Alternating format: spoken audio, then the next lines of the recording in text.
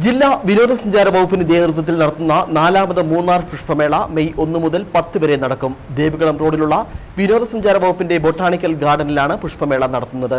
മൂന്നാറിന്റെ തനത് പൂക്കൾക്കൊപ്പം വിദേശി ഇനങ്ങൾ ഉൾപ്പെടെ പുതിയ 400-ൽ-അധികം തരത്തിലുള്ള പൂക്കളും ചെടികളുമാണ് മേളയുടെ ഭാഗമായി ഒരുക്കിയിരിക്കുന്നത്.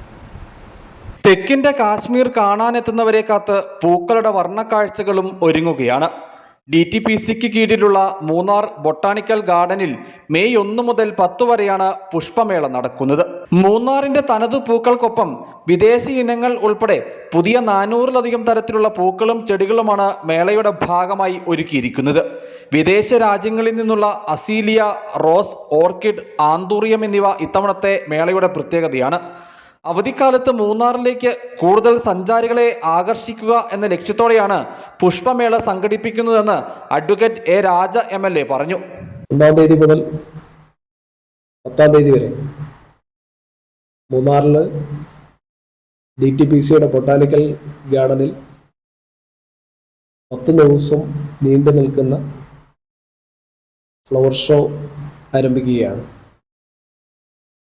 തുടർച്ചയായി 4-ാം വർഷമാണ് മെയ് മാസം 1 തീയതി ആരംഭിച്ച് മെയ് മാസം 10 തീയതി അവസാനിക്കുന്ന രീതിയിലാണ് ഫ്ലവർ ഷോ അറേഞ്ച് ചെയ്തിട്ടുള്ളത്.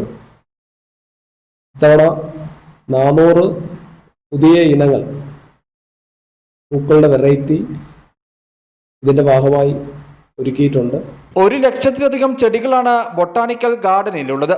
എല്ലാ ദിവസവും വൈകിട്ട് 6 മുതൽ 9 വരെ വ്യത്യസ്തങ്ങളായ കലാപരിപാടികളും ഉണ്ടായിരിക്കും. Mini river side beach, musical fountain, selfie point, വിവിധതരം സ്റ്റാളുകൾ, ഭക്ഷണശാലകൾ, അലങ്കാര ദീപങ്ങൾ എന്നിവയും പുഷ്പമേളയുടെ ഭാഗമായി ക്രമീകരിക്കും. മുതിർന്നവർക്ക് 100 രൂപയും കുട്ടികൾക്ക് 50 രൂപയുമാണ് പ്രവേശന നിരക്ക്. രാവിലെ 9 മുതൽ രാത്രി 9 വരെയാണ് പ്രദർശനം. News bureau, Adimali.